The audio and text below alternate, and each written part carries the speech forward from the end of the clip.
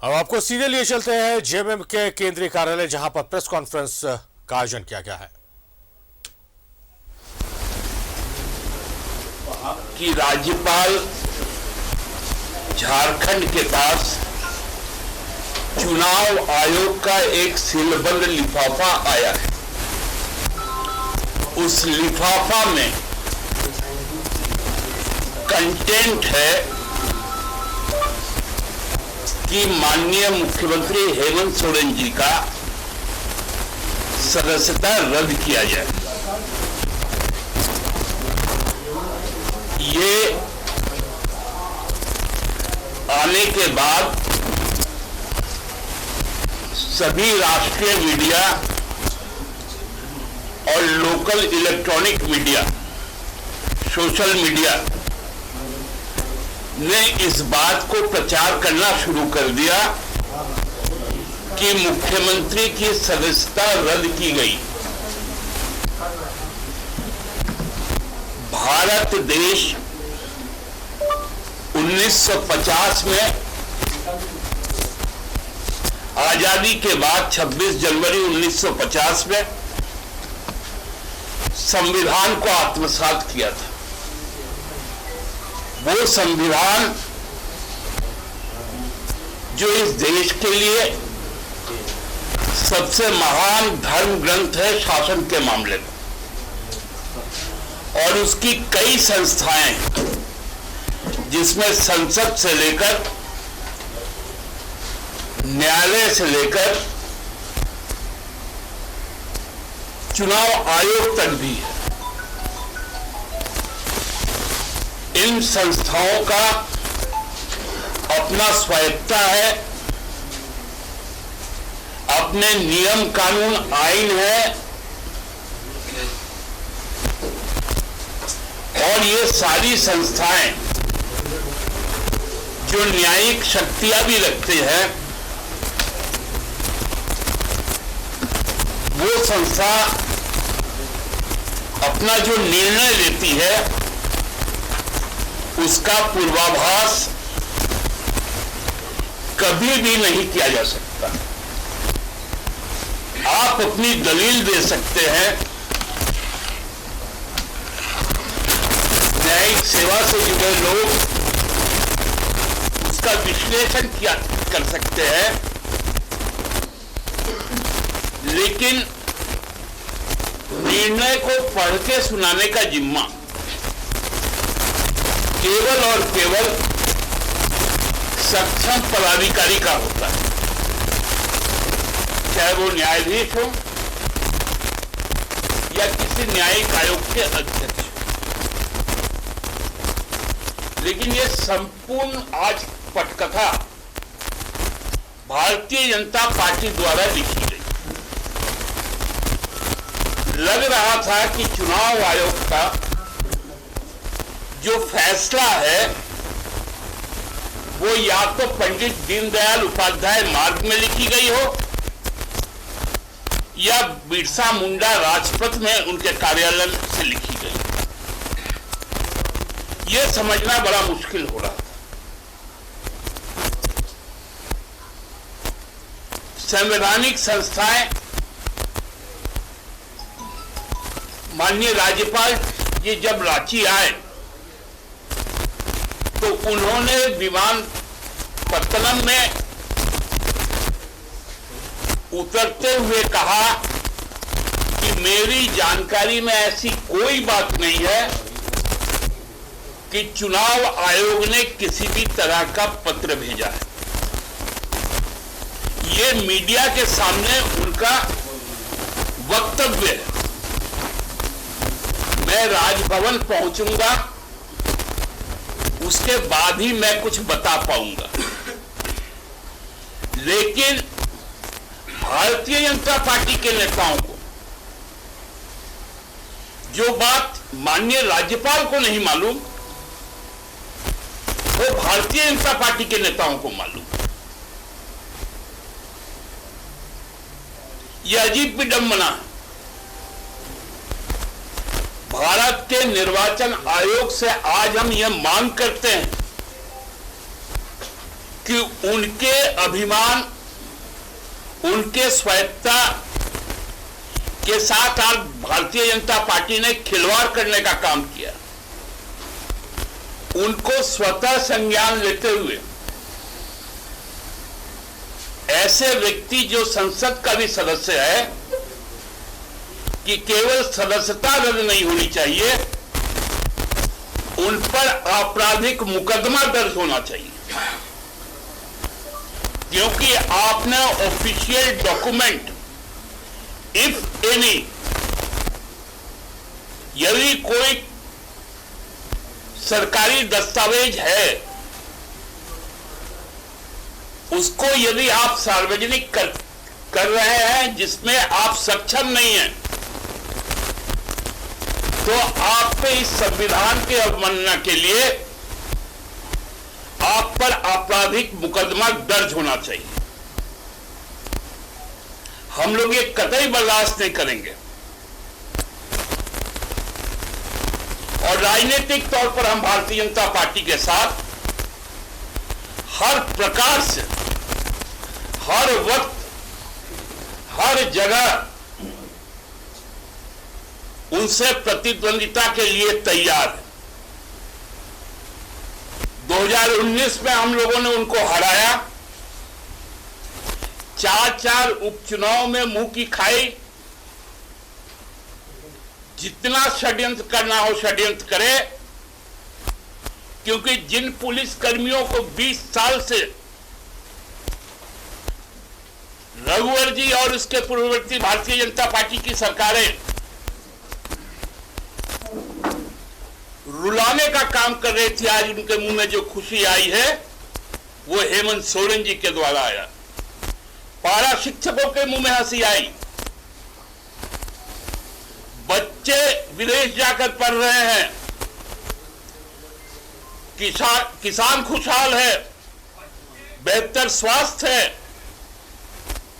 ये महिलाओं का सम्मान है, युवाओं को रोजगार है। ये भारतीय जनता पार्टी को रास नहीं आ रहा। तो इसलिए आपके आज जो भी सवाल होंगे सबका हम लोग जवाब देंगे। अब विजय जी भी अपनी बात को कहेंगे। विजय बाबू। अभी कुछ समय पहले माननीय हेमंत सोरेन जी बहुत ही कम शब्दों में, मुझे लगता है, हमारी सरकार की सोच को और हमारे पार्टी के नीति को बहुत स्पष्ट रूप से रखा और निर्णय चाहे जो भी आए उसके लिए हम लोग तैयार हैं। लेकिन माननीय जिस तरह से हमारे सुप्रियदा ने कहा कि संविधान हमारा एक बहुत ही मजबूत नींव के साथ तैयार हुआ है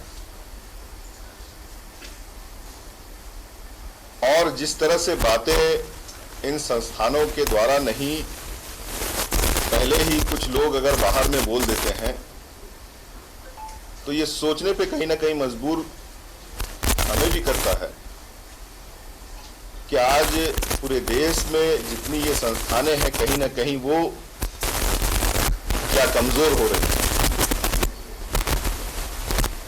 इस देश के कानून पे हमें पूरा भरोसा है और न्याय हमें मिलेगा इसका भी हमें पूरा भरोसा है।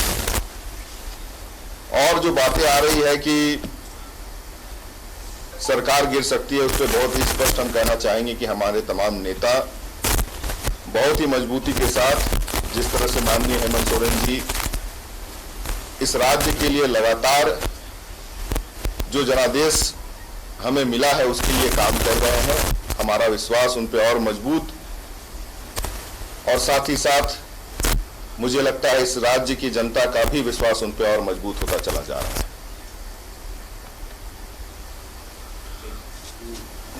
कोई सवाल यदि आपके हैं तो वो आमंत्रित।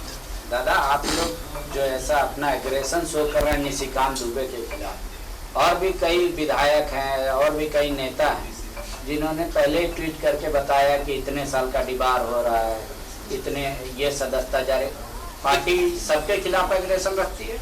निश्चित तौर पे देखिए, एक माननीय विधायक ने तो उसमें पहले तो कहा कि 3 साल के लिए डिबार भी होगा, फिर उन्हीं का एक और ट्वीट आया कि उनको सर्वोच्च न्यायालय जाना चाहिए। आजकल तो लगता है कि झारखंड मुक्ति मोर्चा शिवालय का घंटा बन गया कि जो भी आता है बजा के चल जाता है। उनको हम कहना चाहते, सलाह देना चाहते कि हम संघर्ष के द्वारा इस राज्य को लेकर आए और इस राज्य के संचालन के लिए हमें सबके सुझाव चाहिए, लेकिन निर्देशन नहीं चाहिए। हम जानते हैं अपने कमिटमेंट को, हम उस कमिटमेंट को डिलीवर करना भी जानते हैं।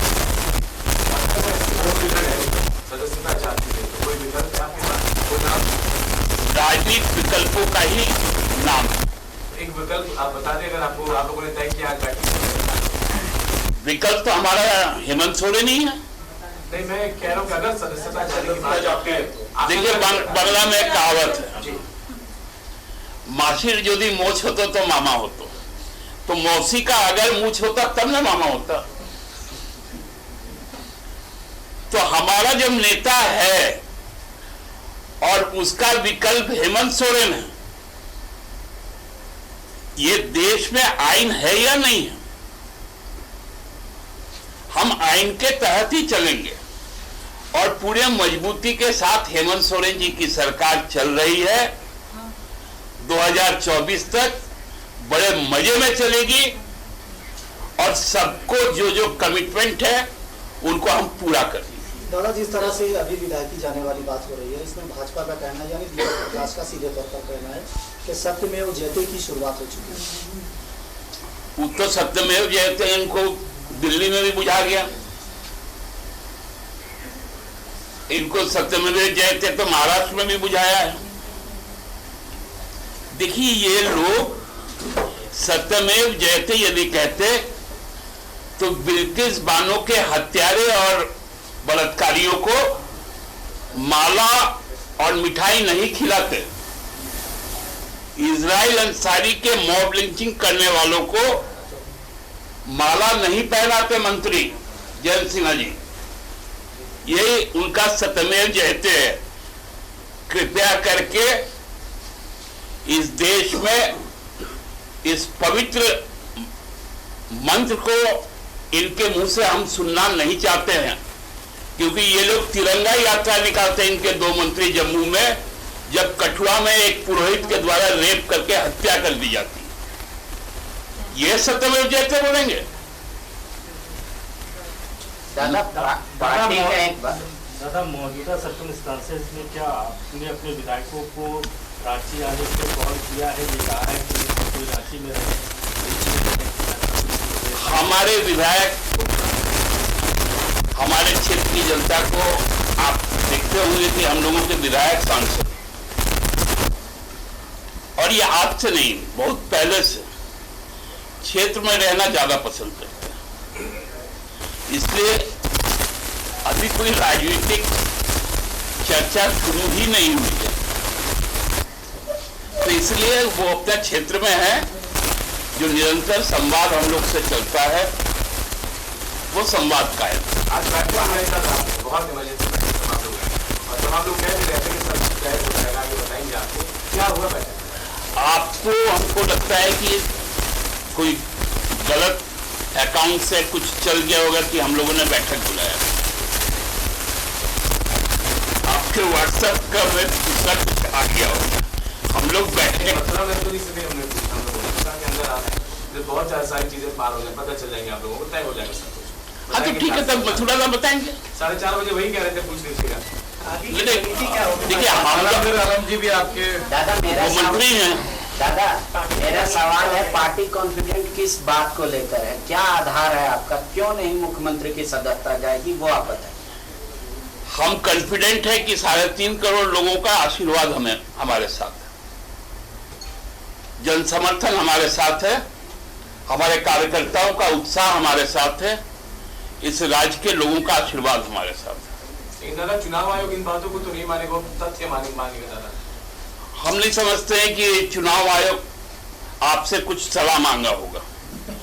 उन्होंने भारतीय जनता पार्टी से अपने पक्ष रखने को कहा था और हमसे अपनी पक्ष रखने को कहा था। हमारे जो कानून को जानकार लोग हैं उन्होंने अपनी अपनी बातें रखी हैं।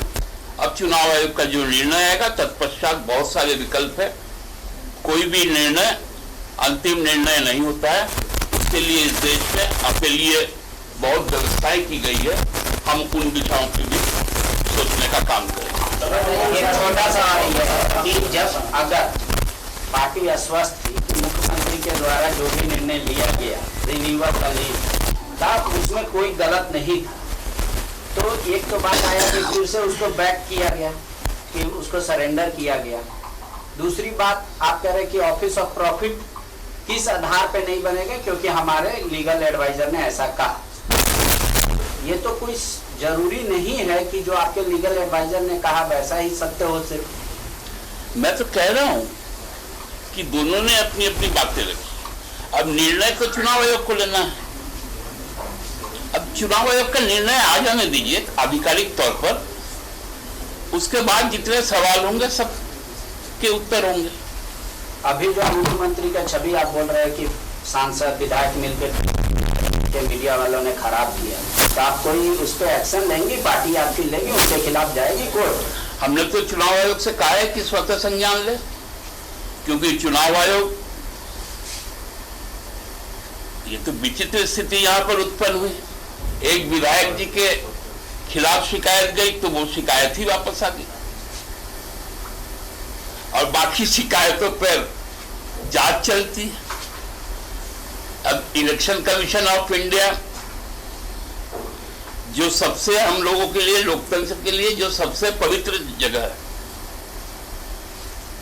वो यदि आज सवाल के घेरे में है तो ये उनका दायित्व है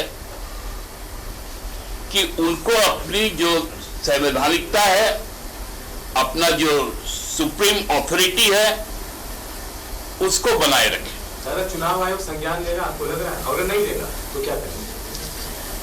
संज्ञान नहीं लेगा तो हमारे पास भी कई विकल्प है, हम उस तरफ भी जाएंगे। दादा 2019 में आपको गद्दी तक चुनाव आयोग ले आया करा। 2 साल में क्या आप कह रहे हैं चुनाव आयोग एक आंख में काजल और एक आंख में सुरमा लगा रहे, जैसे समरी लाल का आपने उदाहरण दिया कि उनके काजल? नहीं, देखिए चुनाव आयोग केवल 2019 में हमको मदद नहीं किया, बाकी चारों चुनाव में भी चुनाव आयोग हमको मदद किया। मदद इन द सेंस कि चुनाव करवाया, लोगों का आशीर्वाद हमको मिला, फेयर करा, फेयर हुआ। तो विश्वास क्यों डिग गया जनन का? नहीं, विश्वास आज इसलिए डिगा कि चुनाव आयोग का अभी तक कोई खंडन नहीं आया सांसद के वक्तव्य पर। सांसद पे केस करेंगे दादा आप लोग मानहानि का किसी तरीके से? अब तो वो क्या विकल्प है हम लोग के पास, वो एक्सप्लोर करेंगे। क्योंकि दादा वो कंटिन्यू ऐसा ट्वीट कर रहे हैं, ईडी किसी और को नहीं पता होगा जो निशिकांत जी को पता होगा। इसलिए तो हम कहते हैं कि यह भी एजेंसियों के साख पर संकट है। इनको अब साबित करना पड़ेगा कि उनको कौन डिक्टेट कर रहा है। नहीं, आपकी छवि धूमिल करने की कोशिश कर सकते हैं इसको। हमारा छवि कभी धूमिल नहीं होगा, क्योंकि हम जमीन में रहने वाले लोग हैं। हम कोई निजी विमान कंपनी में कितने पैसेंजर कहां से आ रहे हैं और कितने जा रहे हैं, विमान का टाइमिंग क्या है, हम वो प्रवक्ता लोग नहीं हैं। हम जानते हैं जमीन की हकीकत को। और धूमिल नहीं, धूल तो हमारे पैरों से लेके माथे तक सना हुआ रहता है, इसलिए धूमिल क्या करेंगे लोग? भाजपा के दीपक प्रकाश जी तो अस्वस्थ हैं कि चैलेंज भी कर रहे हैं कि अभी चुनाव तो हम लोग आ जाएंगे। उनको यदि मुख्यमंत्री बनना तो हम लोगों से आग्रह करें, हम लोग विचार करेंगे। दादा आप एक ये सवाल है कि जेएमएम क्या अभी संकट में है? बाबा पे भी लोकायुक्त का मामला, बसंत सोरेन पे भी चल रहा है, हेमंत जी का भी आप सुन ही रहे हैं प्रकरण, तो आपको लग रहा है कि ठीक है? देखिए 1972 से कभी ऐसा एक रात नहीं होगा जिस दिन हम लोग आराम से सोए होंगे। ये तो 2022 हम लोग का अभी गोल्डन जुबली ईयर चल रहा है।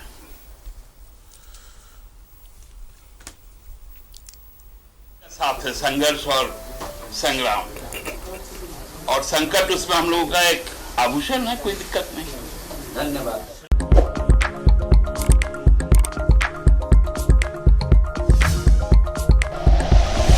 Like and share videos, subscribe करें हमारा चैनल और प्रेस करें बेल आइकॉन। न्यूज़ 11 भारत, सच है तो दिखेगा।